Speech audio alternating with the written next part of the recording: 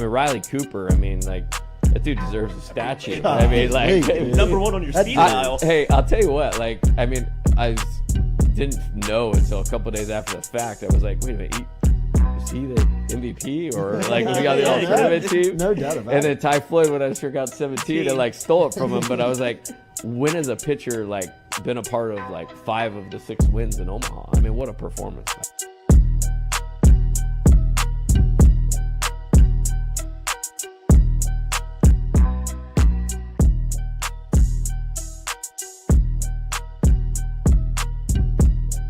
Coach, it's great to meet you. Thanks, Jordy. Thank you for the time. Yes, sir.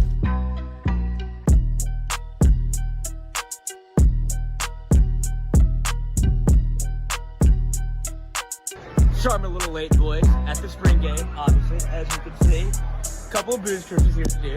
Let's spit, cruise, grand salami to the boys, finally back on track. And I got another one coming. Don't you think I don't?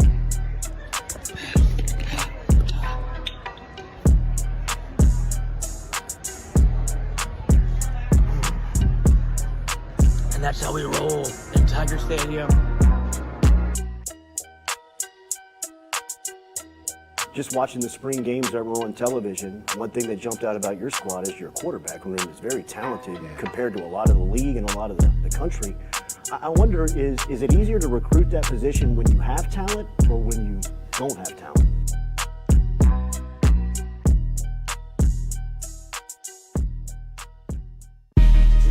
Coach Kelly, we're official. Finally, I'm get a telling chance to meet you. Thought I had to get a private audience with the Pope. There's Jordy.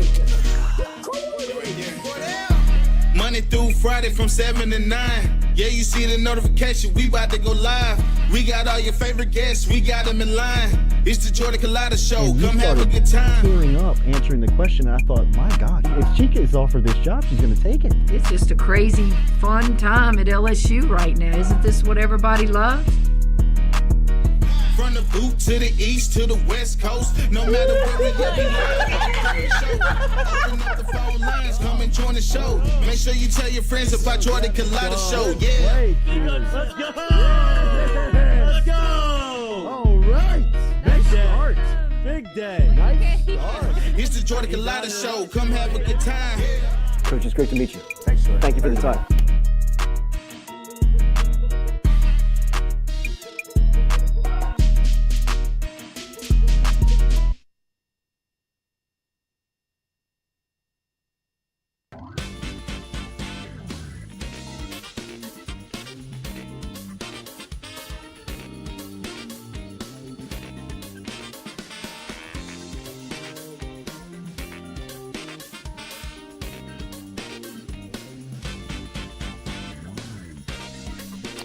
All right, welcome into a Sunday edition of the Jordy Culotta Show, live here from our Click Here digital campus, and always presented by RMB Builders. Remember, RMB Builders is online at rmb-builders.com and on Instagram at RMB Builders as well. Remember, our phone lines daily brought to you by Southern Regional Medical Center. We're going to talk to Joseph Cryer, who is a offensive line commitment that was on campus yesterday at LSU, and then we're going to open up the phone lines at 6:30 this afternoon, this evening, and take your action, your interaction, as we will start doing each Sunday here, part of the Jordy Culotta Show. We will react on Sundays. We'll open up the phone lines at 6:30 each week. We will give our feedback, our thoughts on the game to start.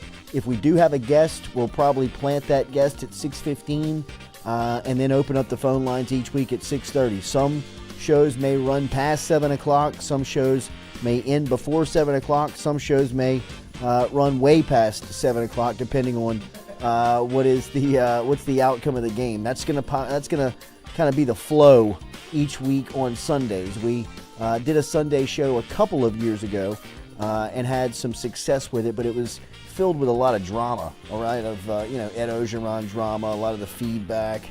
And it wasn't really about the team. It really wasn't about what was happening. It was on a Sunday Saturdays. soap opera. It was. It was. We're getting stories from fishing camps. It was the real world. What'd you say? It was. It was probably good for the growth of the show, but not what we're looking to do. Right? Dude, from your house. From my house. I mean, Breaking news. I mean, like, What are we kind of scared a little? Everything I swore I was not going to do in radio, just signing up and doing it every week from my house. Remember our friends over at Tiger Air? Shout out to Jack Maravich. Wake and take. And the crew, Karavich, as they were set up over at LSU yesterday and had a huge day over there as we were telling you about the Zenith on Friday to cool your head off. It's not just about football helmets and sports, man. They can help out everybody, no matter. Wait, I saw one of those at the tailgate this weekend. Did you really? Yes, Okay. a little doughy Zenith. kid had one on his head. And I told him to toughen up. Well, I mean, welcome to 2023. Right, What are you but gonna I do? mean, What are you gonna do? But I respected it. I didn't know what he had on there. I thought he was doing a podcast. Can you hear it? Yeah, barely. You a fan? Sounds like somebody's going through airport security with something they shouldn't have. Like, You that with can't be my bag. With the beard. Yeah. Right here. Or some girl. It's a carry-on, I swear. All right, so we were going to talk to Joseph Cryer coming up here at 6:15 this evening, as Cryer yesterday inside Tiger Stadium will ask him his thoughts, the future of the class, if they can make a run at some of these guys like Wardell Mack and Dominic McKinley before signing day, and we will obviously give our reaction to yesterday. LSU steamrolls Grambling, but from a I'm just talking about the score with the score. But there is a lot to kind of break down as far as what you saw. 72-10 was the final. If you want to start with the good, LSU offensively scored on their first 10 possessions of the game. I thought offensively we saw some things that you've been really kind of looking for. Lance Hurd running with the offensive line when he came out there. I thought the unit turned much more physical really quick. I mean, he was driving guys 10, 12 yards down the field very early when he got into the game. Chris Hilton, something that, not only this show, but I think a lot of people who have been watching LSU throughout training camp were curious on where Chris Hilton was, and there he is. And that's exactly what he can do. Just put him out there and tell him put his head down and sprint and just run by the guy. And if you're Daniels, just put that thing out there. I mean, I thought Hilton ran into one and made a beautiful catch with his hands as he got behind the defensive back. I would do that once a game. I'd do that once a half, really, to get the defense out of the box and get some respect on what the offense can do in the passing game. Brian Thomas had a really big night, obviously, for somebody who was looking to bounce back after last week. He had 2 touchdown grabs last night. Jaden Daniels finished the night for 269 yards. He became the 4th LSU Tiger to throw for at least 5 touchdowns in a single game. That list includes Joe Burrow, Max Johnson, and Zach Mettenberger. He had 5 touchdowns in the first half, 423 yards of total offense, 42 points in the first half. So really good stuff offensively. The bad is on the defensive part of LSU. Last night, defensively, especially in the opening part of the game, LSU just looked very confused. They were getting cut up. They were getting gashed. They were whiffing on tackles. They were out of position. It was a lot of stuff that you were hoping that they were going to be able to clean up from week 1 to week 2, but just we're not able to do that. Grambling drove for 83 yards and a touchdown on the team's opening possession. They followed that up with an 80-yard drive that resulted in a field goal. Their third possession, they went just under 70 yards and went for a field goal. They missed it. At that point, the game could have been a score difference at 21-13 in the second quarter, which nobody was really anticipating. The good news is that after that, they really they figured it out. the next 8 drives, no points, 5 punts, safety, interception, fumble recovery. We're able to turn over the offense on downs, but just the start of it was highly concerning from a defensive standpoint on what LSU is going to be, who they're going to be, and a position group that I would really start with would have to be the linebackers. I mean, when you look at the last 2 weeks of LSU defensively, one group that is glaring in just the problems that LSU is having on that side of the ball, if there's an example and a unit of it, it's the linebackers. Last night I was still underwhelmed with what they did with Harold Perkins. Perkins last night, only 1 tackle, 1 solo, 1 pass broken up. The play he made was beautiful. Yeah, a lot of frustration in that tackle. Yeah, there was a lot of anger taken out in that hit, but he's maybe last night you don't want to put on film at Grambling. Okay, I can buy it, but I mean, like, he's still not rushing the passer. I mean, just come on, man. I mean, what is going on with this and Harold Perkins?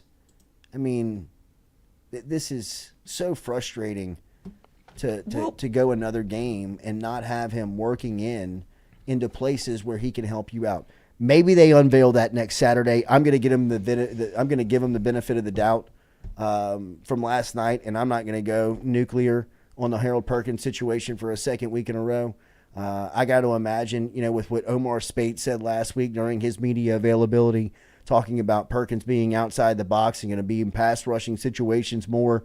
He didn't say that, accidentally. I mean, I think that we'll probably see that here at some point. So, and then, when you talk about Spates, I think, man, the speed looks like it is, something that he's having a tough time trying to adjust to. I mean, he looks very, very. I think the whole defense looked tentative. Like, just look a step and a half slow. From the defensive line back, I don't think it's just an Omar Spates issue. I think it's a defensive issue where it doesn't feel like they're very well aligned or coached on what they're trying to do. And you can even point to Harold Perkins with that, where it's not a player issue. It just seems like they're unsure of what their assignment is. Whenever you have people rolling in and out of the lineup in different positions, it's like they're still trying to figure it out. And that's something that you're rolling into camp with. And the Florida State game obviously doesn't help whenever that's your first week.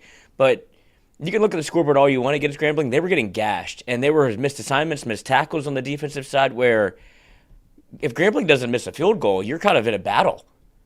Like, they had driven down 3 straight times and had a chance to score. I was really impressed with Grambling's quarterback. Well, HughJackson.com. I mean, should have been your guy from BSU, Miles Crawley. Yeah, I mean, I thought he's punching air right now. He was solid, man. He was so accurate. I mean, the play that he threw on the touchdown. Well, that's the concerning thing is, that was a great ball, and I think Denver Harris played it as well as you could. You want to get your head around, but he played through the ball, and it was a hell of a catch and a hell of a throw. But the more concerning thing is you get Grambling in 3rd and long and 2nd and long, and you can't get home or you can't stop them. They gashed you multiple times whenever you should have the competitive advantage, not only player-wise but scheme-wise, where they run a draw and that's going to get you for 35 yards. That's the stuff where it's... Well, the DeAndre Sam missed tackle whiffed, on that made, one but also tough. You should be better. Let me know when we get Big House. Big House. But that was the stuff that I understand they only give up 10 points, but there were some plays that left much to be desired. Like, you didn't really get a full Mason Smith impact. Didn't feel like he was out there a lot more than I felt like he would have been. Same thing for kind of all the starters on the defensive end, where they're still trying to figure it out. And you're running into a Mississippi State team that's not as bad as I thought they would be. No. And LSU still goes in an 8.5-point favorite. That feels like a lot. That's a ton. That feels like a lot, man. I mean, when I saw that at first, I was kind of like... Didn't feel like we scored 72 points if you're LSU. Right? Hey, I mean, rub your eyes twice. Mississippi State If I'm Mississippi State, I'm hopping all over it. Absolutely. I can't Not bring only that, myself to do it. Early, I am. But Mississippi State looks Better than I in a thought. transitional year and really flipping the script of their identity. Going from being somebody totally different of who they were almost kind of overnight. They have made this transition fairly quick. Seamlessly. Look, this is a great opening test for LSU in the league as far as where you are in the 2023 edition of LSU. They're number 14 in both polls after last night's win, both the AP and the coaches poll. They stick at 14 with SEC play opening up next. As we said, we're going to talk to Joseph Cryer here in a couple of minutes. Cryer was on an official visit last night. And we're going to get to the quarterback discussion because Lloyd and I were talking about it before we went on the air, and I think it's a little bit of probably what's universal right now that's going on between LSU fans and maybe some people within the coaching staff and within the facility on where you sit on the quarterback. And I think that there's a couple of foods for thought here. And before we get into that, I want to get to Joseph Cryer, who's going to come through here in a couple of minutes. I don't want to get into this discussion and have it kind of T-boned before we start talking to our guest. And really looking forward to talking to Cryer about the weekend and kind of his recruiting and going through the process and being committed to Ole Miss and finally getting that LSU offer and what it meant and kind of what his process has been like. Not only that, he transferred schools. I don't know if we've talked about this a lot, but last year he was a part of that Manny offensive line up there, but he transferred with his coach to Natchitoches Central. So he's playing 5A football now at a big high level, and we'll talk to him about what that transition has been like as well in high school action. So we will talk about the quarterback. I thought both of them played well. And I think there's a couple of ways to think about and look at LSU when you look in the scope of LSU through both of these signal callers, and we'll get to that coming up here on the show. One thing that we also got to talk about is that the league is down. The SEC, like through the first 2 weeks of the season, that we really need to recognize that for as much as SEC fans and as much as the Southeastern Conference loves to beat their chest that it just means more. And, there's championships. And look, the national champ might still come out of here with possibly Georgia. But if you look at what happened again this weekend, an ACC school in Miami just mopped the floor with Texas A&M and another SEC school. And the way that North Carolina beat South Carolina last weekend, the way that Florida State manhandled LSU last weekend was very similar to the way that Miami beat up on Texas A&M yesterday afternoon down in South Florida. It is a different day in time with the way that the league is looked at. And I would even go a step further, and I know that SEC fans are already claiming Texas and Oklahoma. I heard people claiming Oklahoma during the softball national championships, saying that, like the SEC gets another championship. I mean, that's fine if you want to start claiming them now, but, by the letter of the law, they're still a part of the Big 12. And last night, Texas rolled up into Bryant-Denny, into Tuscaloosa, and did the same thing that Florida State did to LSU last weekend. I mean, I don't want to come across it like, you're basking in what happened to Bama, because it felt just about the same as what happened last weekend with Florida State. I mean, they were shoving Bama around. They were moving them off the ball, pounding them down into the turf. I mean, it was stuff that you have rarely seen in especially at home in that stadium. I mean, the faces on the Gumps were priceless. I mean, there was a state of like shock and awe in that stadium. I mean, it was a different time. I mean, it was a different Texas. I switched off my television last night and thought Texas is back. I mean, like, hasn't that been the discussion for so long? Like, is Texas back? When are they going to be back? Texas always claims they're back. That win last night was... That was a statement.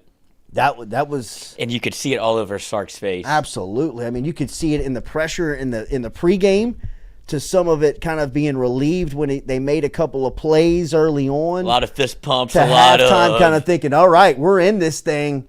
they had a chance, and to the way that he closed it out with throwing it over their head and taking shots and being aggressive. And then started just running it down their throat. It feels a lot like you said, it feels a lot like LSU Florida State, which doesn't make you feel 1 week removed from what felt like LSU was soft, and it felt like they kind of got bodied, and it felt like Grambling tried to do the same thing that Florida State did early on, where they were in your face, like try to get personal fouls, and kind of LSU played through it and didn't really let it happen, which is something that, shit can't happen against Grambling. But Alabama and Texas did the same thing, where it was by the midway through the fourth quarter, I feel like you knew who was the better team, and at least that night. Here's the difference between LSU and Texas in the discussion of whether or not Texas is back or they're not is on the line of scrimmage.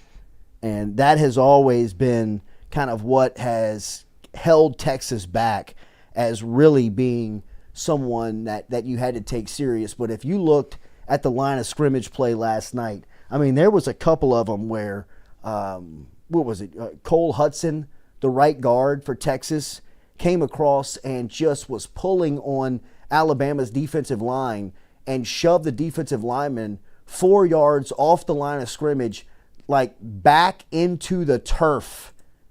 I mean, like flat backed him. I mean, you just stuff that you were like, whoa.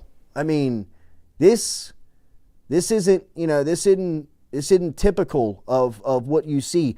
It's very similar to like what you were saying last week. Like, wow, you don't see LSU kind of get punked the way that Florida State was doing that to them. Very rarely have you seen, especially under Saban, a team roll up into Alabama and push them around like they were doing in the second half last night. And I know that there may be a little bit of apprehension on claiming that Texas is back, but if that is how they're going to play on the line of scrimmage, well, that's the formula to being back, really. Like, I mean, if they've got those dudes, and you think about what's committed right now and just the guys that we know about, they've got the collective built around the offensive line where if you're eligible to play offensive lineman at Texas, you're making $50,000 a year minimum. They're already selling that on NIL.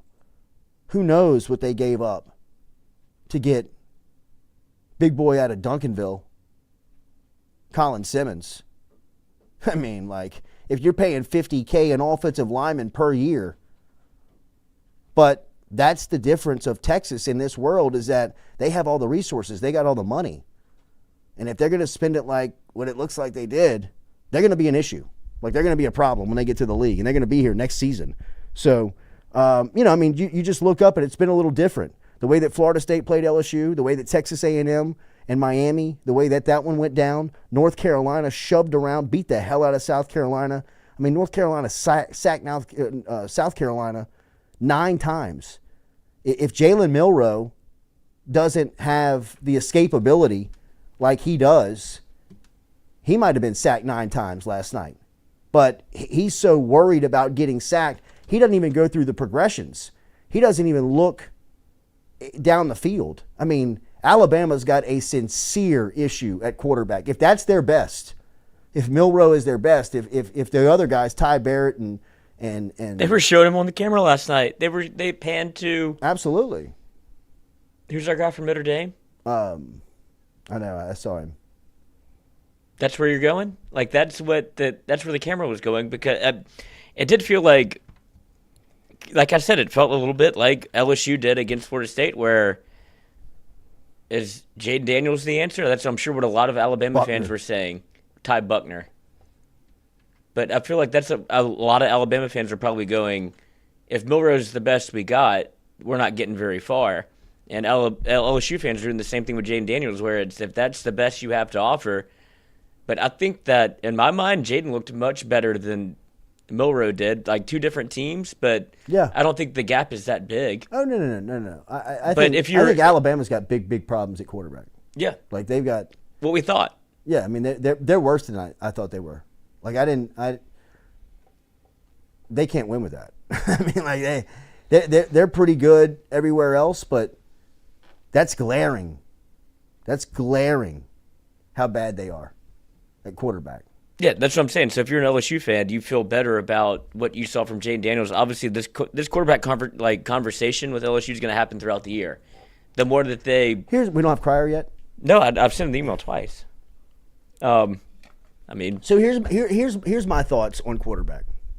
I think you're sitting in a great spot if you're LSU, where you've literally got a couple of options in the way that you want to play. After watching Jaden Daniels lead the offense now for, what am I looking at? I'm looking at 13 games last season, and I'm looking at 2 games this year. I'm looking at 15 games as the body of work that you're breaking down what Jaden Daniels and the offense looks like at LSU. Competitive, can win the league with it. So, right? I mean, like, already done it. It's something that has been proven, and it's something that like that you've got the data that shows it can happen. You've also got a little sample size of what the offense can look like with a skill set of Nussmeier running it. And last year's SEC title game, and even a little bit of yesterday's second half, and not much, because Nussmeier's numbers from just a production standpoint, they're not huge,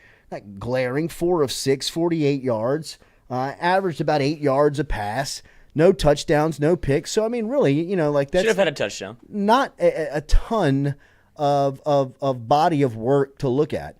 But what is obvious is that it's not the same offense when each guy is in, for better and worse, right? For better, for worse. Like, I'm not saying like one side is better, the other side is overwhelmingly better.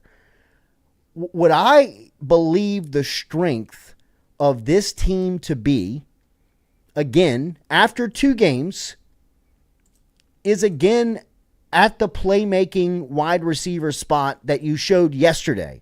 Not the group that went out there last week. The rotation and the guys that went out there yesterday and how they played. Obviously, the opponent is not what was last weekend, but the production is what you're looking for. I still think that Malik Neighbors, Brian Thomas, guy like Chris Hilton, Kyron Lacey played better yesterday. Aaron Anderson looks as if he's coming around. He's coming. They want to include him more into the offense from that standpoint. Anxious to see what the outcome is on Mason Taylor. But you've got pass catchers. You've got guys that can make plays in the passing game. And when Garrett Nussmeier is out there, those guys are much more centerpiece, much more highlighted in what the offense is trying to do, right? So, look, again, I'm not saying that overwhelmingly this is the way that you have to do it. But through 15 games and a sample size of what LSU looks like with Jaden Daniels running the offense, which is very productive, and at a rate that you can win with,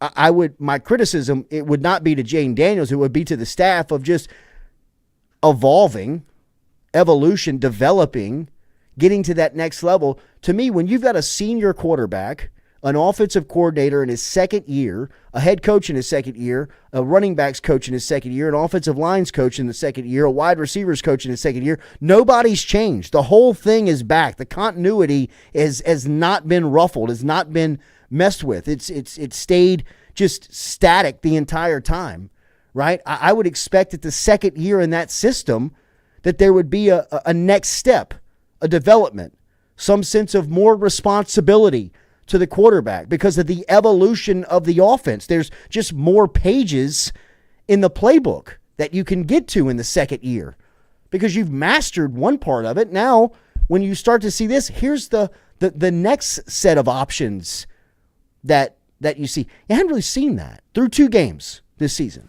right? Like, that would be my criticism of it. And that's not necessarily on Jaden Daniels. I mean, that's really kind of more on the coaching. But when I see the offense under Garrett Nussmeier being run, there is a little bit of like, man, this is kind of hot too. You know what I mean? Like, this is kind of fun. I mean, like, the ball being really pushed down the field. Now, I think there's a little bit of high risk reward, right? I mean, like, you got some high risk reward here where, I mean, the ball being pushed and the ball being put into situations where I mean, the big positive on Daniels, one of them is he's very safe with the ball. You know what I mean? Like the ball does not get turned over, which that is a premium in football. You know what I mean? Like people, well, you just hear coach speak when they say we got to protect the ball. You can't turn the ball over. Like it is coach speak, but it's coach speak because they preach it all the time. Like that's like the big deal and big issue that you stress. And Jaden Daniels almost did it he overguarded last year for the start of it, and still kind of does, in my opinion. I mean, it still kind of does. Nussmeier does not, right? Like, I mean, I think he's gotten better, but he's going to put put the ball in some situations where you're like, maybe not, maybe not that right now. I think it's a lot of what you're saying. I think everybody kind of agrees with. Like, it's not. I think it's contingent on the defense, is what we were talking about pre-show, where you saw Jaden Daniels last year because it felt like they had a little bit more conviction in what they were doing defensively to not turn it over, and you didn't have to have 30 points a game to win in the SEC or to win any football game that you played in. This year, with what we've seen from, and I know it's early and I don't want to overreact to anything that we've seen so far because things can change. We saw it last year. But defensively, this year, with this team, it feels like you might need a little bit more offensive output. And what you have at the running back room, it doesn't feel like they're solidified there either. And so, two things. You're going to continue to get Jaden Daniels rushing the ball the way he has, which is 15 carries a game, which going into the season we thought was too many last year. And now he's doing the same thing again, or at least offensively, they're calling more designed runs for him. And defensively, it doesn't feel like you have the same output that you were getting throughout the year. And so if you're not going to be able to score as many points, sure, that's why Nussmeier gets a little bit more play in people's minds. My bigger point is that Nussmeier's never been in a really high leverage situation. He's never been I thought the SEC title game was. They were already down. Yeah, but I thought it was. But yeah, no, it was a big stage. But There was no real chance to come back. You could go do whatever you wanted, which is what he did. I agree. He threw 2 touchdowns, 2 picks. I agree. He's never been able to manage a game from beginning to end. Well, that Arkansas game is freshman year. Well, it's Right. 2 years ago. No, I hear you. And so that's what I think. I will continue to rely on the staff, that they see day in and day out that Jaden Daniels is a starter for a reason. He manages the game better. And if you're taking anything you saw from yesterday, which was you're going against Grambling where you scored 70 points and scored on your first 10 possessions, that's not a whole lot of weight to carry around for the offensive side of the ball. What I saw was Jaden Daniels, if you want to throw like a Garrett Nussmeier and give him, like put your hat in the ring for him, you do the same thing for Jaden Daniels, who answered every question that you wanted to have answered. He threw the ball down the field. You saw Chris Hilton get hit deep. He threw it underneath to Malik Neighbors and hit him in stride. All the questions that you wanted answered, he answered yesterday. And if you're gonna tell me it was against Grambling, then I'll tell you the same thing that Garrett Nussmeier did against Grambling. No doubt. No, and look, I think that when you talk about Garrett Nussmeier against Grambling, that you don't have a lot to talk about. There were some drops. Yeah, the ball was dropped. There was only 6 passes. I think that's a bigger talking point too. Is a lot of people think that they're trying to bury Nussmeier and not so there's no controversy. Not give him but you're up 60 points. Right, and look, I mean, he played the entire second half. Yeah, you got Ricky Collins in the fourth, halfway through the fourth. I mean, you got to see Caleb Jackson a ton. Like you're not going to keep throwing it when you're up 60 points. No, I think from the quarterback standpoint, when you look at these two guys, that there's not a controversy that's trying to be built when you put them out there. It already exists. They're so polarizingly different that it's just 2 different bodies of work. It's just 2 different styles of play. It's 2 different players. It's 2 totally different players. It's a lot like LSU would recruit in the past, where you had this dual threat guy and you had a pro style guy, right? And Jarrett Lee and Jordan Jefferson. I think that you'll start to see more of the similar prospect start to come in. You know, I mean, Ricky Collins, Colin Hurley, I mean, guys like this, Bryce Underwood, are kind of cut from the same cloth, where they've run spread, they've run RPO, they've run 2 style pretty much their entire life. So once you get a similar prospect on campus, your controversy is not it's not as overwhelming, because I mean, you got guys that are two totally different type of players. You see one thing and then you see the other. You're really going to kind of cut the fan base in half automatically. So I don't know. Let's get a couple of comments and we'll open up the phone lines. John Bosley, here we go again. Overanalyzing. This is not the same team. Defense is an issue. Big time. It's not coaching. It's Jims and Joes. Don't stir the Nussmeier issue. Is that all you do is stir up issues? Well, I mean, it's a talking head show. Well, I don't think Jim. we've been pushing. And I don't think that we're stirring it up. I don't think we've pushed this is the first time we've really had a conversation about Nussmeier where the conversation we had pre-show is the first time I've heard you say, it looks a little different, which I totally agree with. It's two different offenses, but there's a reason that he's not the starter, and people just need to drop it. Like, this has been the narrative at LSU since, name a year, 2008 until 2018, where it's which quarterback is better, first string or second string. It's always been play the backup. Even when it was Brennan Harris, it was put Anthony Jennings in. It's always been this cloud around the quarterback position. Is that what I'm saying? No, I don't think so either. But I understand what you're saying because the offense does look a little different. Like, it feels like people are running freer. It feels like they're playing a little bit more free, especially on the outside. But what Jaden Daniels does well is manage the offense and get you down the field. It's just hard to put a lot of stock into what you saw yesterday. But I also don't think that's what you're saying either. I don't think it was a Grambling thing. I think it's just you've seen it now 4 and 5 times. A couple of times that you see him out there, and Jordy clearly didn't watch the game. He got the whole second half. He played the third quarter and handed up. I just said he did. I just literally said that. I just said that. So just chill out, everybody. Calm down. I'm not starting a quarterback controversy. I'm not saying to put Nussmeier in the game. I'm saying that the style is totally different when you look at the offense and you got one or the other guy under center. That's it. And if you're looking at Jaden Daniels for 15 games is what you have the body of work to look at Jaden Daniels, you got a clear idea of what the offense looks like. The offense is competitive with Jaden Daniels. So competitive that you can win the SEC West and can set up a chance to win the whole league. So by no means am I saying pull the plug, but the small sample size I have of Nussmeier, I look out there and I say, wow, it's just a little different. And I believe the strength of this offense, the strength of LSU's offense, again, to be the playmakers, to be Malik Neighbors, to be Brian Thomas, to be Aaron Anderson, to be Chris Hilton, to be Kyron Lacey, to be those guys. That's what I believe the strength of the offense is. If those guys are making plays, LSU is at their best, is what I believe.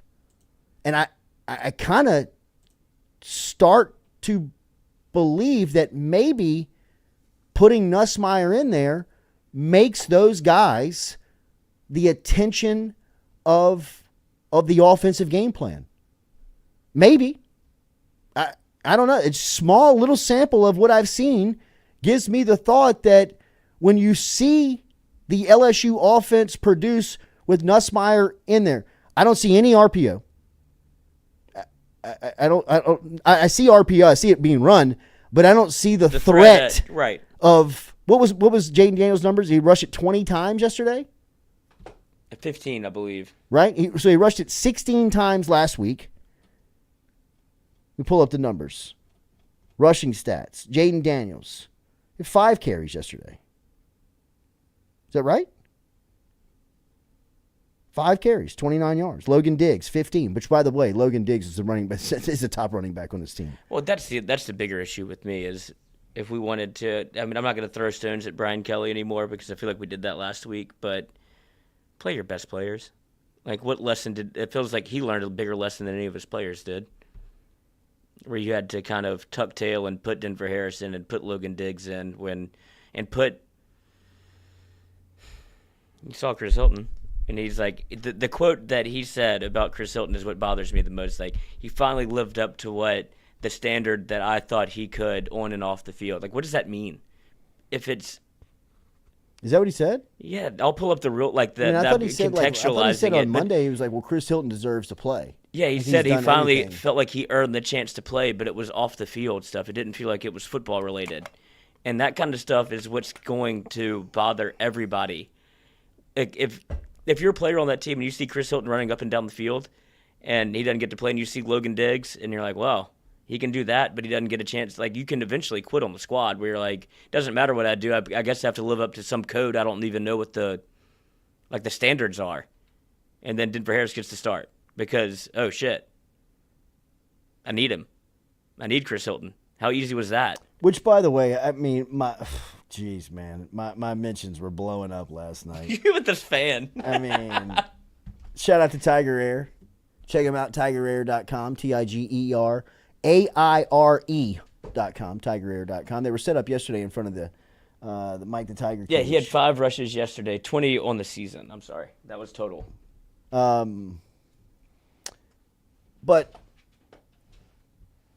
I'm not trying to start a controversy at all. No, it's just a talking point. But it is something that when you look at this team, I wonder how much the discussion internally is looking at what you may need, what you may have to have for the season. Wow, did Kayshawn just not drag his foot for the second time today? Hey, Culotta show. All right, hold tight. All right, we're going to open up the phone lines. We're coming to you, Lloyd. We got the phone number 318-794-9133. 318-914-7933 is the phone number. 318-794-9133. We'll be taking your phone calls, and we will be hearing from you on the Jordy Culotta Show. We'll be right back and set it up here as. Oh, do we? Okay, yeah. Cool. Let's move. Which name were you calling from? Culotta Show. Yes, this is Cameron Rogers calling from Mobile, Alabama. Nice. What you got? I was at the game in Orlando, and I was sitting beside some FSU fans, and they tapped me on the shoulder, and they was like, "Who is number 17?" I was like, "That's Chris Hilton," and they both looked at each other like, "I don't think we got any." Yeah, well, they was like, "Well, I don't think we got anybody who can cover him." So I went on this little 15-minute rant about Chris Hilton. He didn't play. He didn't play. So my thing is, why do we have to lose a game, or the media or the fans have to get all rah-rah for us to play our best players? It is. Let me tell you, man. It's the most frustrating part for me, and I spent all of last week really kind of surfing on that, because that is the most frustrating thing that I see in sports is coaches who refuse to play the best players in competition and giving themselves the best chance to win the game. I mean, you saw it yesterday. It took them 3 plays to get to Denver Harris. It took them a couple of play calls to run Chris Hilton down the middle of the field. It took him a series to have Harold Perkins on the edge before he, cracked that guy in half. I mean, it's like, why does it take these moments to make that happen? I'm with you. To me, that's just as frustrating as anything to start the season. Yeah. One more question. Yeah. Just being at the games, looking at the DBs, I remember Jamal Adams and Eric Reed and all those guys, and they was a lot stockier, beefier, a little heavier. It just seems like the past couple of years the DBs has been kind of skinny, I would say, compared to what I'm used to seeing. So do you think we're going to get that size back, that Patrick Peters size back at DB ever? Look, I would think that would be the emphasis. I know a guy like Javion Taviano is somebody that has really kind of checked that. And then when you look at the defensive backs in this class coming up, I mean, there's some big, long guys. But watching last night's game and watching last week's game, it is so evident. I have a friend of mine who is kind of a is not a diehard football fan, but watches enough of it to keep up with it. And he lives out in California, and he texted me in the middle of the week and was like, "Man, LSU just looks so different on the defensive line and in the defensive backfield." He said, Exactly. just watching them play, it was like they just look so different. They don't look they just don't look as intimidating. You know, one of the things that jumped out in watching that Florida Gators documentary on Netflix, it was terrible all in all, but one of the cool parts about it was the respect that Urban Meyer and those early Florida Urban Meyer teams had for LSU. And, you know, Meyer said, you know, when they got off the bus in 07 and they saw LSU for the first time, he was like, man, they just look different. I mean, they're like the pants didn't fit them. I mean, they just like it was a different type of team. And, you know, I think LSU has always been like that. And for the first time, they look smaller. They don't look as not necessarily intimidating, but just they don't look like they fill the uniform out like they have in the past. Yeah, I was just watching the Texas and Alabama game, and their DBs look, you know, they look beefy, and I look at our DBs, and I'm not comparing them to Jamal Adams or Greedy Williams or nothing like that. I'm just the size. You know, I remember seeing Jamal Adams get off the bus, and he looked like a linebacker when he walked past me. And I just don't see that with the DBs no more. But that's all I had, man. I love the show. I watch it every morning while I'm at work. And man, I appreciate that. Man, hopefully my boss didn't hear that. Yeah, I don't think he's listening. All right, thanks, guys. All right, man. Appreciate you. Pick up the phone, get involved, 318-794-9133. Taking your phone calls live here on this Sunday evening over here at Click Here Digital as we are live on the campus. Remember, Click Here Digital can help you with your full-service digital marketing ads. They are a full-service digital marketing agency that can help you with your Google ads, with your social media ads, with your display video, your search engine optimization. If you need a direct contact on that, just email me, jordy@clickheredigital.com. jordy@clickheredigital.com is where you can find them, and online at clickheredigital.com is where you can find them on the internet. As far as their website is concerned. I think that, you know, from the defensive backfield and the defensive line, they have to get some stability in the defensive line as far as the coaching goes. I think that's definitely what has cost them over the last couple of recruiting cycles, has been just the inconsistency in the leadership of that role. You know, over the last 4 years, you've had 4 coaches. You had 4 different guys. There's no way that a recruit can build a relationship with somebody from an individual standpoint with a position that turns over, you know, once a year. It's just impossible, especially when you've got guys in the league that are staying around 3, 5, 6, 7 years at a time, and you're able to develop these relationships where, you know, coaches know players or know parents and know siblings and know girlfriends and know, classmates and teachers and coaches and, you know, people that are very influential within people's lives.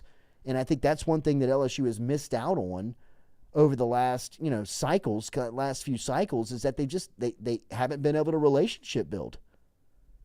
You know, they've not been able to have that guy boots on the ground that, you know, Frank Wilson can only do so much. He can only be in one place at one time and go after one group or one position group or one player or whatever it is.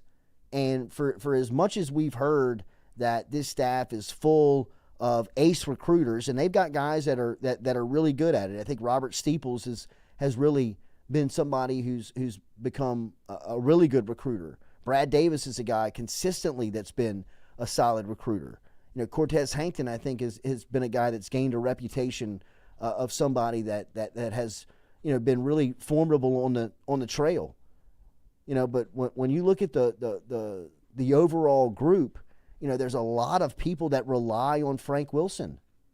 There's a lot of people when the going gets tough, a lot of the room kind of looks at Frank and is like, can you bail us out? And 9 times out of 10 he does.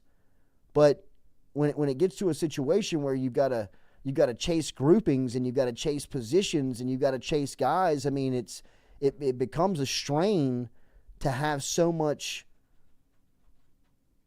counted on for one person. So I just think that, you know, it's you know, that is one thing that I think has definitely been clear in the recruiting, has been, you know, just the inconsistency of coaching, especially at the defensive line spot, that's really kind of cost you from a consistent standpoint of selling the message. So Get involved. 318-794-9133 is the phone number if you want to get involved here.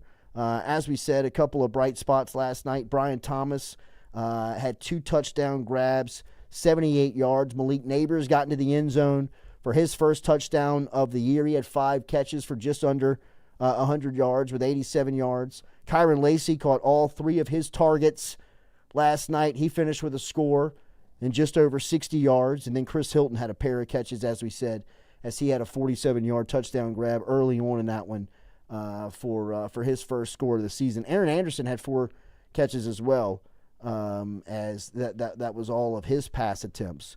Saw our first signs of Shelton Sampson. Tough drops for the freshman, and he'll get those right. But it is clear that they have found their top guys at wide receiver, and obviously those are the ones that they need to start producing week in, week out, and who I believe to really kind of be the centerpiece of the team. I really do. I think that still this season, I kind of thought that the identity would maybe change a little bit from last year to this year of, the playmakers being the centerpiece to the offensive line being really kind of the focal point. I don't think that the offensive line is ready for that responsibility just yet. How much more do you think you see Lance Hurd? Oh, I think that he'll be a starter next weekend. Me too. Yeah, he's their best 5. I do, yeah. Emory Jones at guard, and they finagled with that a little bit last night. The first series that Lance Hurd was in there with Emory Jones, that right side of the line was getting pushed. Now look. Well, all things created equal. It's not Florida State's defensive line, and you expect those guys to dominate, and they did last night. The first series that Hurd was in there, Jones and Hurd moved the pile 6-7 yards off the ball and were just body slamming defensive tackles into the turf. Again, not SEC opponents, but it's just a mindset. It's a physical style of play that I think LSU was missing that they have with those guys. I expect Hurd to start on Saturday, and I expect him to be a part of the lineup for the rest of the season, which is incredible that LSU has run into true freshmen on the offensive line in back-to-back seasons that you can start and have depth. Like, it's not like they don't have depth. They've got guys that they can play, but it just realistically, for the second season in a row, the true freshman is the better player. Last year it was Campbell and Jones, and this year it's Lance Hurd. I was very impressed with Hurd on Saturday night. He is a true tackle, though. His arms, he can scratch his ankles standing up straight. Yeah, he has to play right tackle. But Lord. Campbell has to play left tackle. And I think that's the best case scenario for LSU is having him at right tackle and Campbell at left tackle. You get to walk down Emory Jones at the guard, and then no slant against anybody else on the offensive line. That's just your best 5. And if you talk about playing freshmen, Caleb Jackson has got to get some more run. Yeah. I think you kind of figured out. Him up.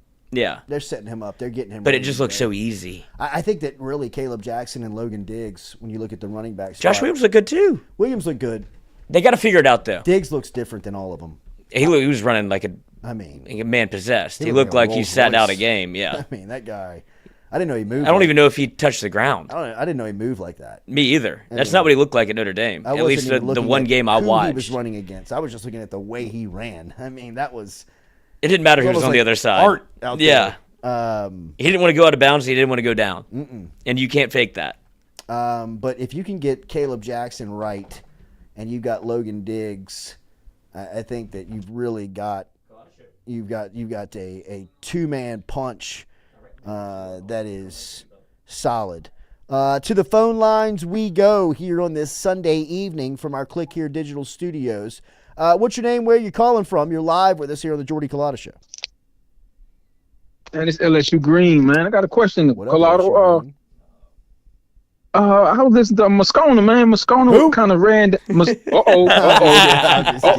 sorry. I'm just kidding.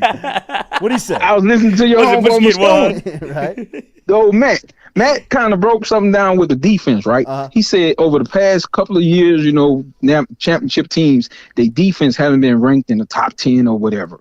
And there's only 2 teams that probably was in the top 10. And it's probably Georgia and Alabama. But when LSU won it, was like 35 and 50 and all that. So what you think about our defense situation? You think it'll get fixed before we get in the deep our schedule? I love how you come off and you tell the truth. You don't care. You don't hold your tongue, and I love that. But give me that same energy about the middle of the season. Will it get rolling? Will these young guys get rolling or whatnot? I hang up and listen, mate. I appreciate that, LSU Green. Send me a sample if you don't mind. I would say this. I would say that my biggest concern about the LSU defense in something that they may not be able to fix throughout the entire season is the defensive back problems that they have. I think getting Mason Smith back, that relieves a lot of pressure up front. Watching the linebackers through 2 weeks of play leaves me very concerned about what they're going to do in SEC play with that group, because that group looks slow against two non-conference opponents, one that's a top 3, top 5 team in the country in Florida State, one that, obviously you had to pay to come play in Grambling. They still, and I'm speaking specifically, and I don't mean to call out, but I think we're all watching the same thing. Omar Speights looks a bit slow for the stage through 2 games. And last night I thought it was concerning to see that in that game. I think that you were hoping that, you would see a little bit more speed, a little bit more closing capability from that position. I don't know how you fix that. Because it's not going to get slower. This weekend is only going to get faster, and then, progressively it's going to continue to get faster. So, I think that I don't know how you fix that, because behind it, all you have is you've got true freshmen. And then the defensive backfield, I look at their deficiencies, and, you have to stay healthy with the group that you have right now, and even the group that you have right now. I look around the SEC and I wonder who you can guard. And I just don't know how you fix that.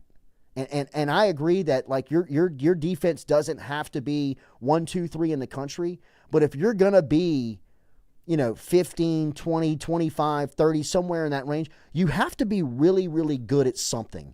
Like that 2019 team would turn you over, right? Or if you specialize in sacks, if you can get to the quarterback, if you're good on third downs, if you can get off the field on third downs, if you've got third down defense that's good and efficient. You don't have to be great at everything like Georgia is year in, year out, where they lead every statistical category. But if you're going to be middle of the pack or something that, is not necessarily glaring dominant, you need to be expert in at least one thing. Like, you need to be great at taking the ball away. You need to be great at third down defense. You need to be great at something. And when I look at this team right now through two games defensively, they're not real good at anything. All right, back to the phone lines. What's your name? Where you calling from? You're live on the Jordy Culotta Show on this Sunday. Hey, Jordy. Hey, this is Kenny from Ruston, Louisiana. I'm calling because, man, like, I have 2 questions, though, about it, or 2 main concerns. First, you were talking a few minutes ago about the recruiting. I do think that there are some question marks on the staff as far as that. And like you're right with I do think that Kelly is heavily dependent on Frank. But my concern is the talent that you've lost out of the state these last few cycles. Mm-hmm. Like, people aren't talking enough about the defensive line, as far as like the coaching not being there, but like losing out on McKinley. Mm-hmm. And then you just think about all these secondary players that we lost out in the state. And I really do think like that's had an effect. Mm-hmm. And Kelly, I'll say it's been okay. Recruiting's been okay, but it has to improve. It just has to. At LSU, you can't afford not to have good recruiting classes like this. Well, you can't go 2 years in a row missing the state's top defensive back. They missed on Derek Williams last season, and then this year Wardell Mack is committed to Florida. They've got to get that right, because they've got a huge hole at defensive backfield, and you're looking at a program that has the reputation, or did have the reputation, of being, defensive back university. You've got to get back to getting those guys. Derek Williams, missing on him is huge. He's at Texas. The next time LSU plays Texas, the starting safety is going to be from New Iberia. That just can't happen, right? So no, and the Mac situation, like you say, like the Mac didn't. Well, Frank's on that. Like, Frank's, especially when that was a massive position of need that we needed. And look, I think Frank is on that one. You're talking about a New Orleans kid, and Frank Wilson at LSU. That one by no means is over. But like I was saying a couple of minutes ago, you just can't look at him. And then I guess people are going to look at him and say, now go get Dominic McKinley after he flips Wardell Mack. And, I'm sure he will give LSU a chance at the end to possibly be there with McKinley. But it's just not supposed to work like this, right? Like you need a position coach on the ground, setting a relationship for 2-3 years at a time where, you know everybody. You know the mom, the sister, the girlfriend, the tutor, the teacher, the coach, everybody. Like that was what Orgeron was fantastic at. Like he was the best I've ever seen at that. I know we've been critical of Orgeron, and you may not recognize some of what Orgeron does great, but there's nobody in the country that builds relationships with recruits and what he calls the champion. If you hear Orgeron speak about recruiting, he says you have to find the champion, and the champion is just the decision maker, the mom, the coach, the sister, the girlfriend, whatever it is, and he would make sure that he was like for instance, the champion in Joe Burrow's recruitment was Dan Burrow, was the brother. And if you've ever heard Dan tell the story and Orgeron tell the story, when they got on the phone with one another on that Sunday night before Burrow made his decision Monday morning, they were almost like MFing each other because Orgeron had this relationship with him where he was like, Dan, he has to come here. This is the place where he has to play. Don't let him F this up.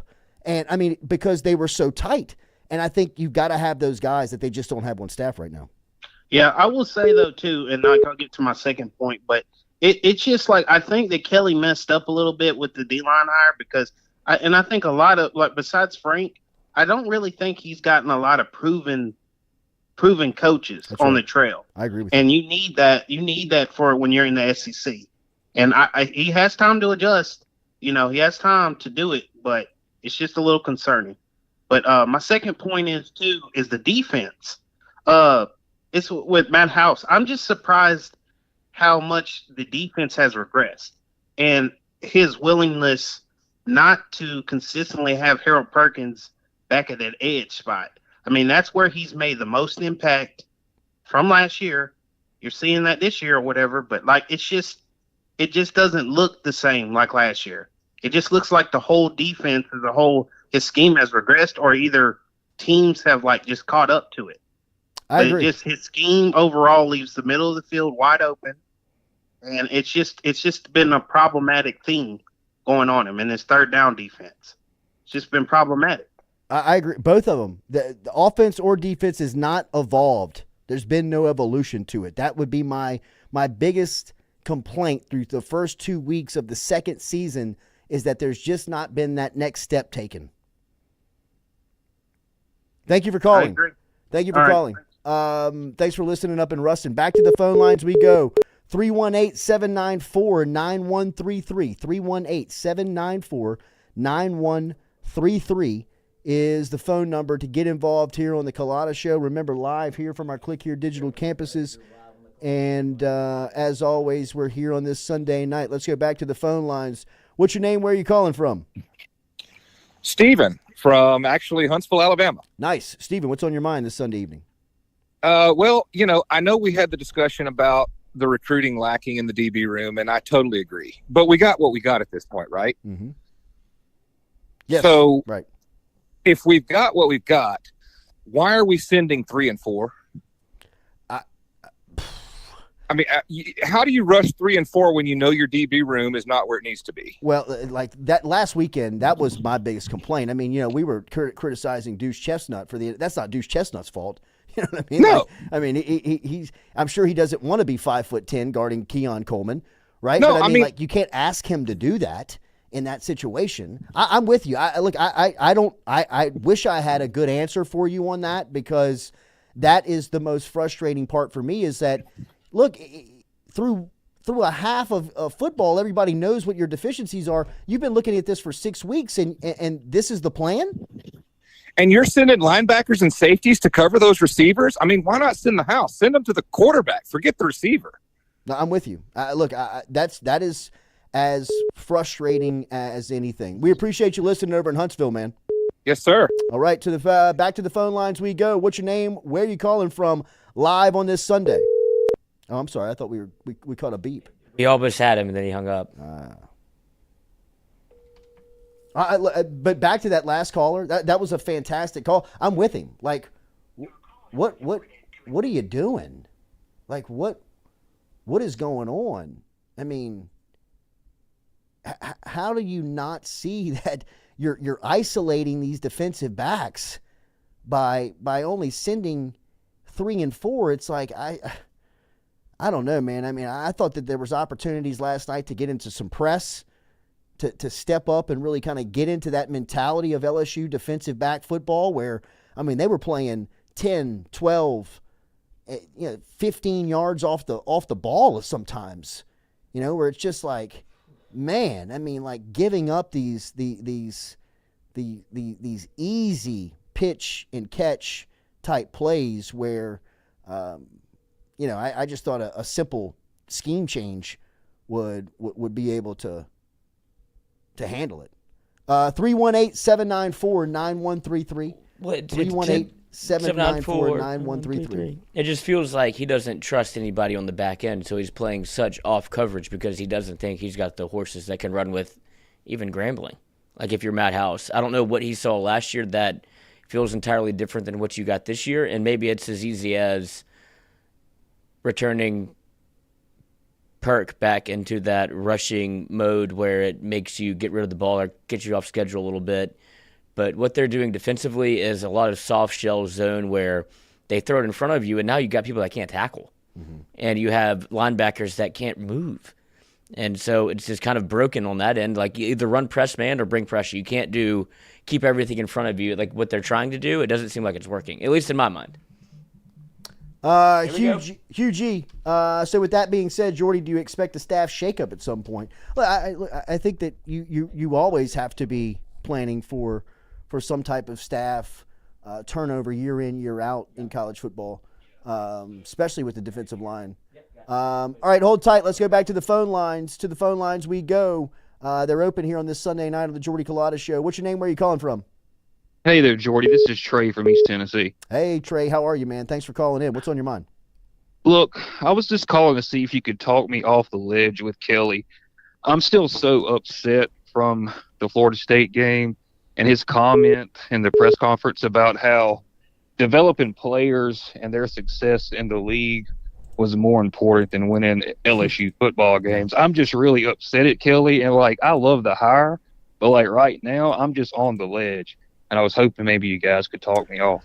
Well, look, if you were listening to this show last week, we needed some talking off the ledge as well, because that was the most concerning part to me about the comments that were being said. And then more concerning was Kelly going on Monday and kind of doubling down on what he said after Sunday night, or not Monday, but on Tuesday at his press conference, for kind of doubling down for what he said.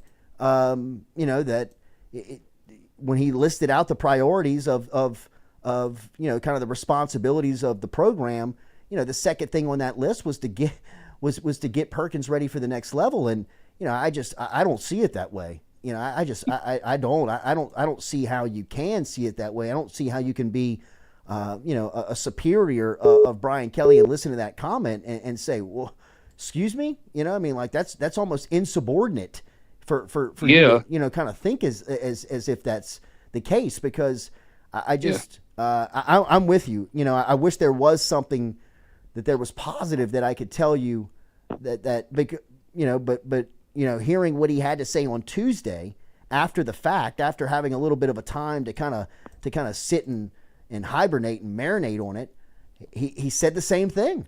And then, Saturday night, like I was telling Lloyd before we went on, I mean, for as much as it was great to see Harold Perkins make that play in the open field and, really kind of take a lot of anger out, they still didn't have him in the right spot. I know he was coming off the edge a couple of times, but I don't know how much he played. Again, we need to look at the participation report last night. I don't really know how much he played, to be honest. But I'm with you. Those comments are highly concerning. I mean, highly concerning. Yeah, and look, I mean, and I'm not trying to dump on, Jaden Daniels. I'm grateful for the way that he played all last season. especially in the Alabama game, and I'm grateful for the win against Alabama in Kelly's first year. But if we're going to be successful in the SEC from here on out, we're going to have to be able to score, right? I mean, we know that our defense is going to allow points.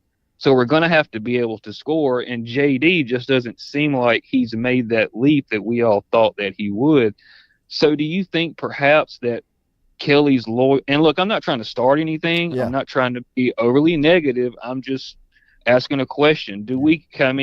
It sort of seems like it's a possibility that Kelly's loyalties to JD, to where he's promised to get him ready for the NFL, is usurping our best chance to win with Garrett Nussmeier. And look, I mean, I want the best quarterback to play. I want what's best for the school. I want what's best for the team to win. That's all I care about.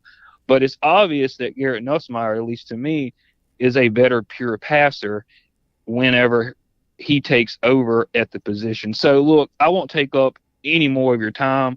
I love LSU football. I've watched it all of my life like the rest of you have, and it just really infuriates me the way that, Kelly has handled this Florida State game and what he said in these press conferences. I'm very frustrated. So thank you for your time. Thank you for listening up in East Tennessee. Back to the phone lines. We can go. Remember, 318-794. Lloyd, help me out here. 794-9133. 318-794-9133 is the phone number. I know we missed a couple of calls there, Lloyd, if we want to jump back on.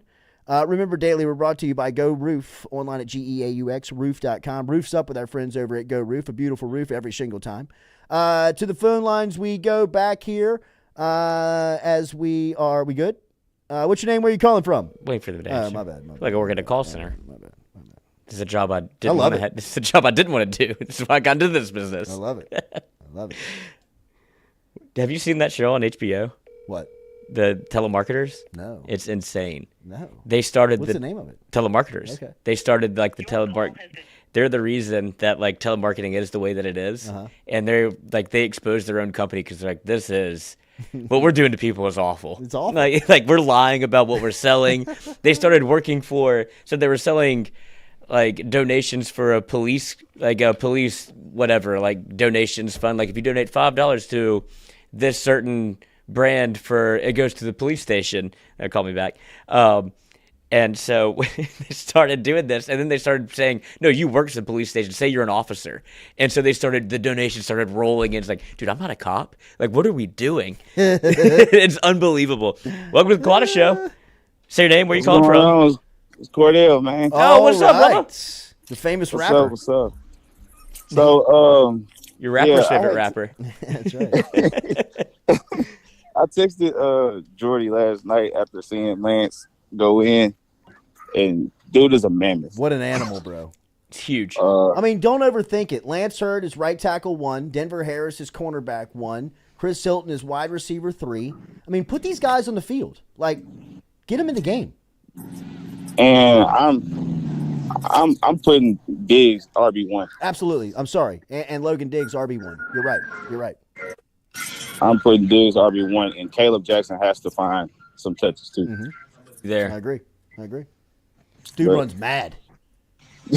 Yes. And you could take me back to Florida State week 1. You don't think Caleb Jackson might help you get in the end zone or help you on those 4th and shorts? Definitely. Because they talked a lot about situation and scheme and knowing what you have to do as a running back. But when it's almost like Harold Perkins last year, see ball, get ball, go get me 3 yards. You don't really have to think about that. Just go play running back. Right. And defensively, I feel like we need to get out of that 4-3. Yes. It's starting to look like Bo Pelini running it now. And that says a lot. But that's all I had, guys. Appreciate y'all. Appreciate you as always. Cordell. That's Cordell on the intro and the outro. That is his music. He wrote that. Dude's multi-talented. He's awesome. Been a loyal listener. We appreciate you being there as always. 318-794-9133. Couple of more phone calls before we get out of here on a Sunday night. As we appreciate your interaction. Make sure that you're liking, sharing, commenting as we interact here on this Sunday. Saints with an ugly 1-point win in the Dome today, 16-15 over the Titans. Derek Carr with a less than an ideal opening day, but they get the win. Touchdown pass to Shaheed in the second half. Hell of a start for the Saints. Things started bad for the Saints as they had like a Tyrann Mathieu type rip on the opening kickoff. All right, what's your name? Where you calling from? To the phone lines we go. What's up, man? My name's Andrew. I'm calling from Baton Rouge. All right.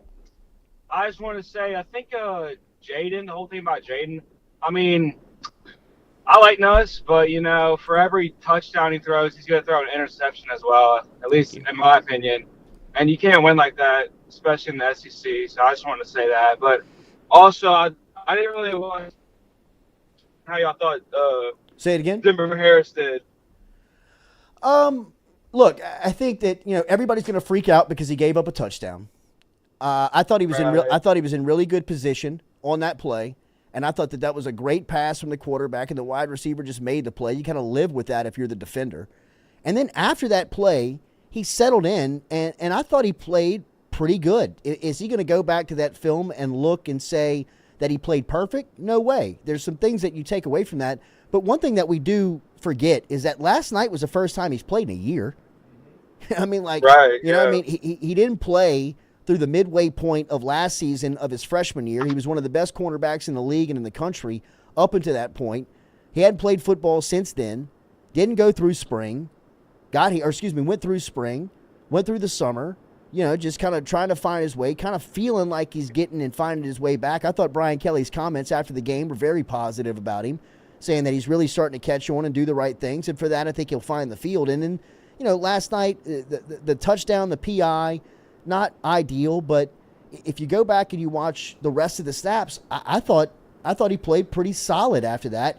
Something to grow on, right? Like it's something that you can take in week one and say, hey, look, you got to get better here. These are some of the things that you can improve on, but you're not coming off the field. You know what I mean? Like it's not like no, they got to play that dude. I mean, got to play him. Got to play, and also Diggs is a dog. He is. Yeah. That is a dog. He is a dog.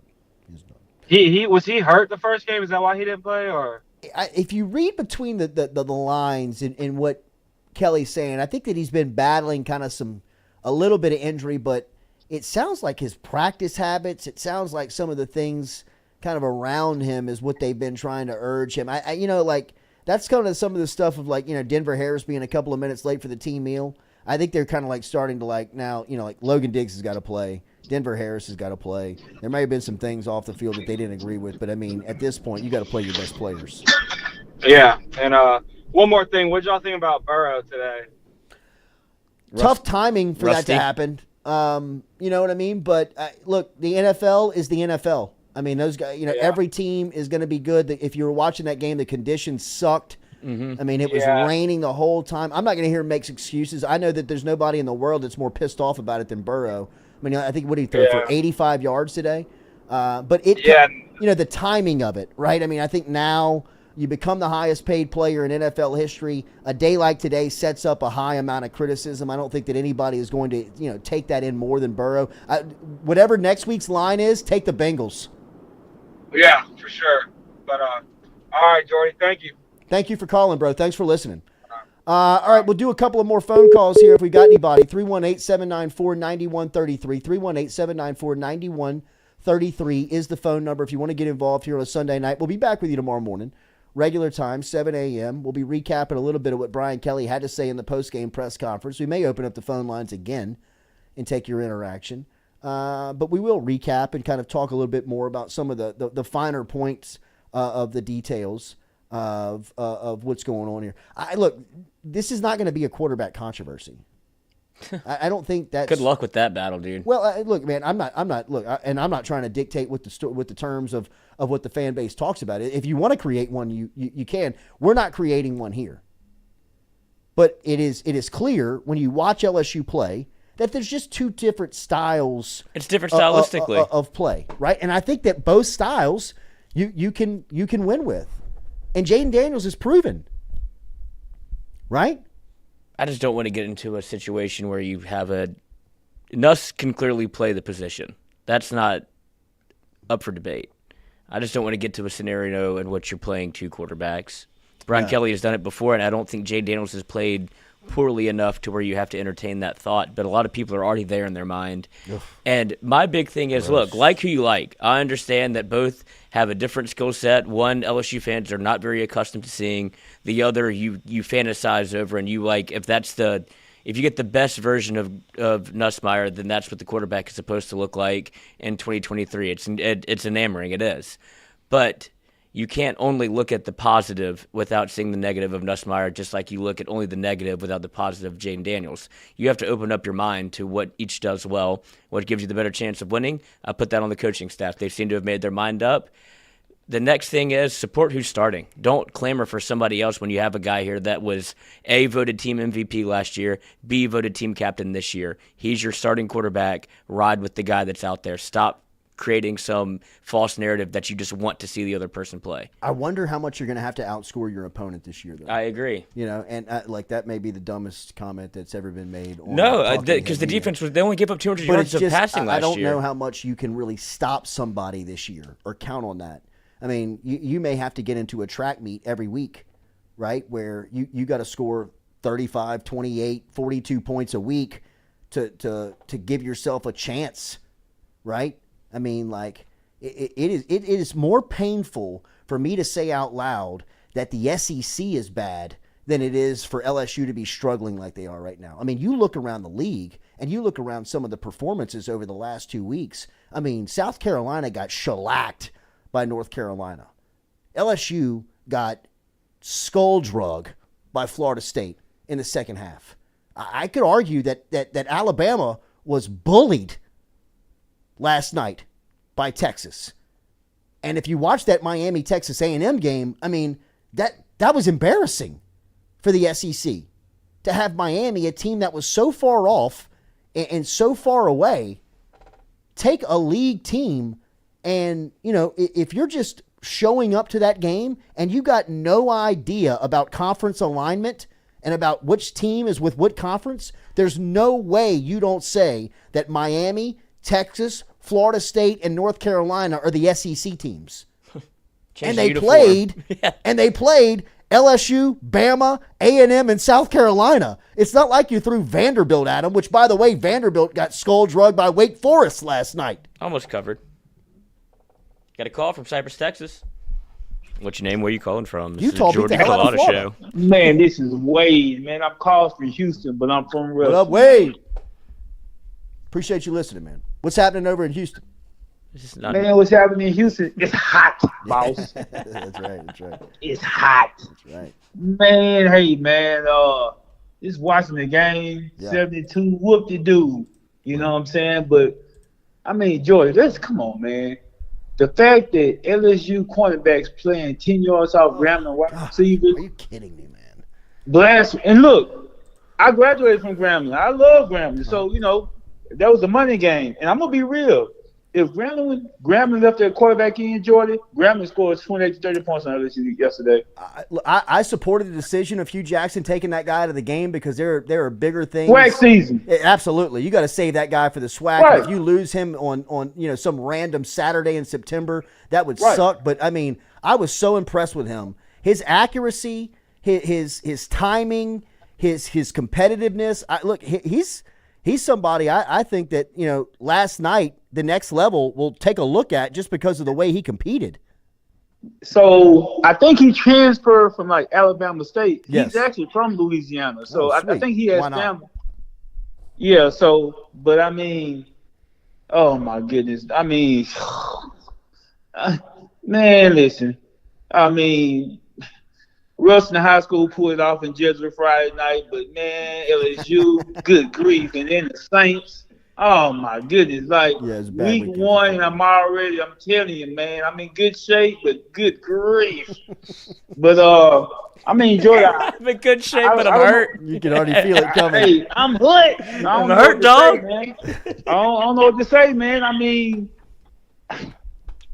I know it's just one game, but where is the fight?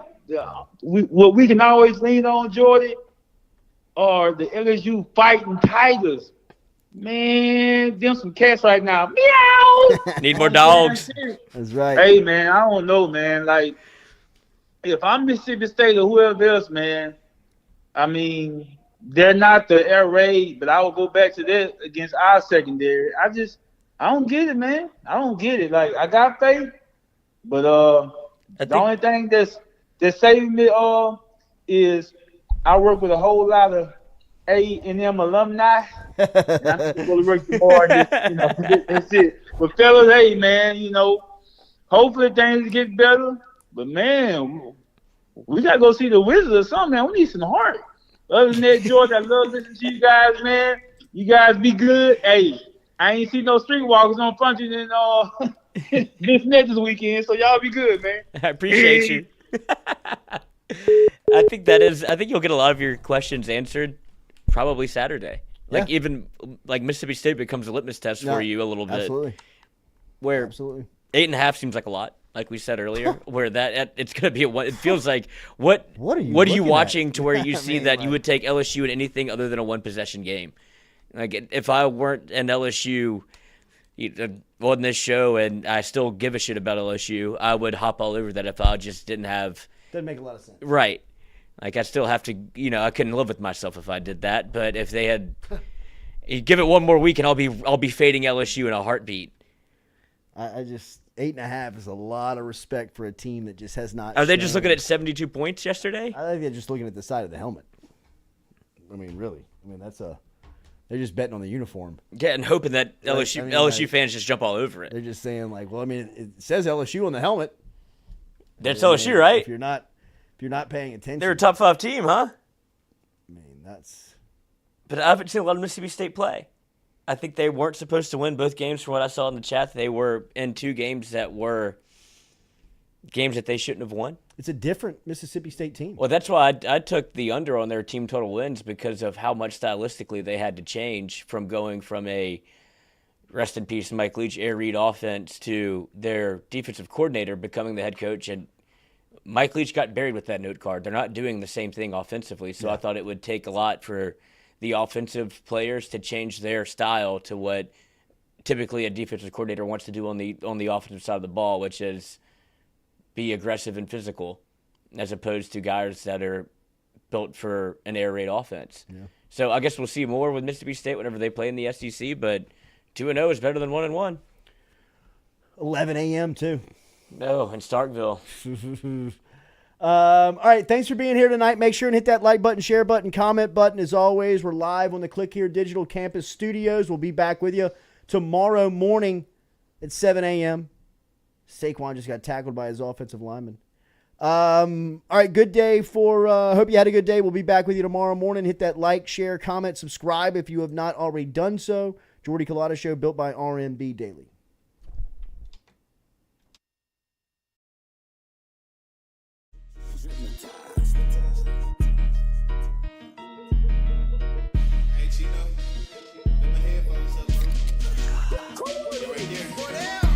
Monday through Friday from 7 to 9. Yeah, you see the notification, we about to go live. We got all your favorite guests, we got them in line. It's the Jordy Culotta Show, come have a good time. It's the hottest show around, we ain't gotta flex. Call up G, we get it done, we earning our respect. Tell recruits to let